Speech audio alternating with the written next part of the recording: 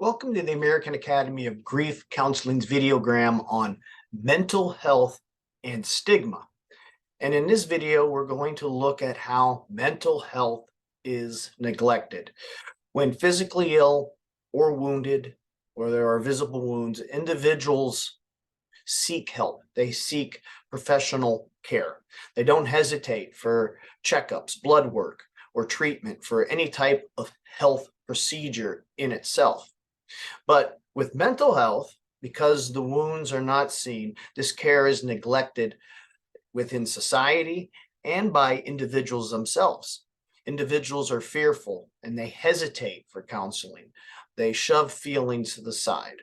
And most of all, they fear the stigma of labeling that goes with those who suffer mental health ailments. So I think it is critical to understand that mental health is important to one's overall complete health. Mental health days are just as important as physical sick days.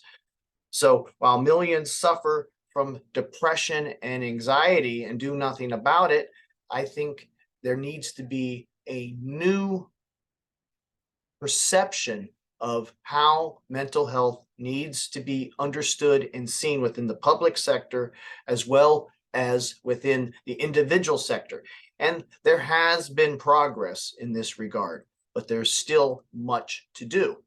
So the first thing is to remove the label, the stigma of mental disorder.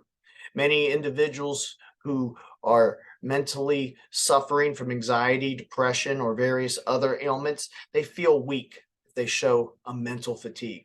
Individuals may feel that crying are symbols that reflect a weak person.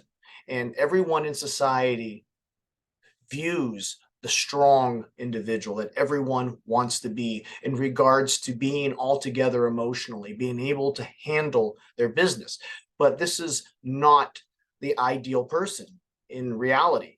In reality, people are fractured in so many ways, and some individuals have a hard time putting everything together. So there is this false image of strength that a strong person has no mental problems. And that's is simply not true. The other fear of the stigma is being labeled as crazy or psychotic. And then this translates for those seeking employment, loss of job or career. So the public sector does indeed view individuals with mental illness as a dangerous, weak-minded, or a liability in regards to a personality.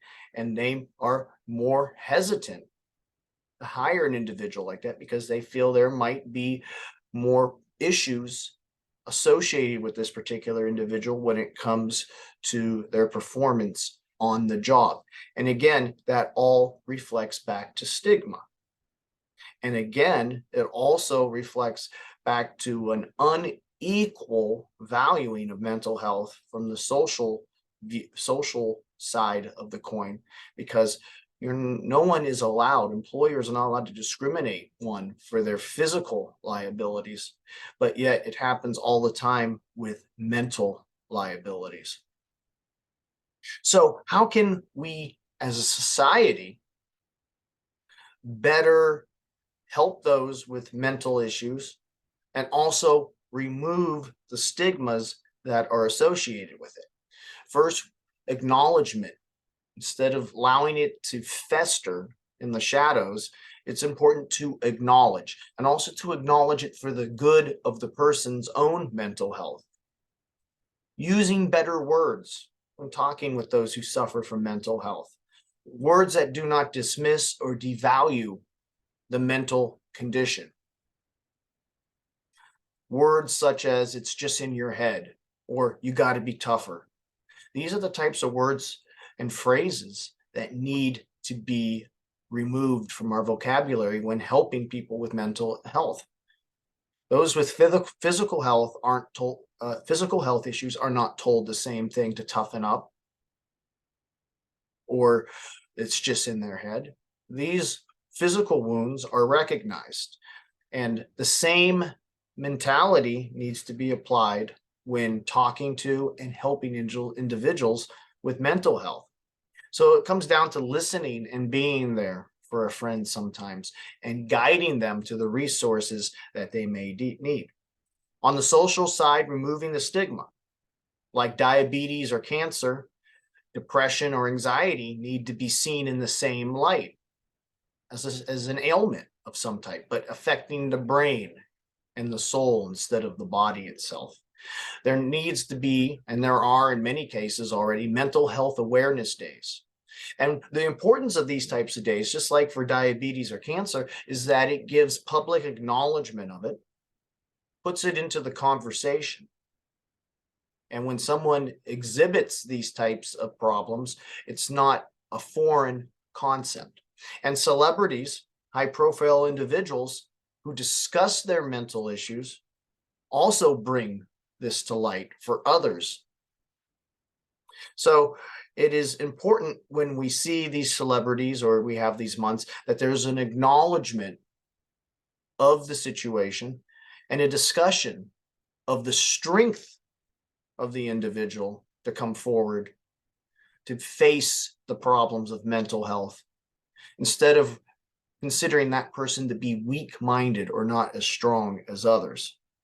So replacing old and incorrect social norms is very important. Images of men not being able to cry for some reason that might be less manly or masculine, or that women are weaker due to emotional outbursts. These ideas, these social norms need to be replaced with more strong scientific psychological fact. And peer groups and support groups come into the balance then and play a big role in helping others see who might suffer from a certain ailment, that other individuals have gone through the same thing and there is support and there is help.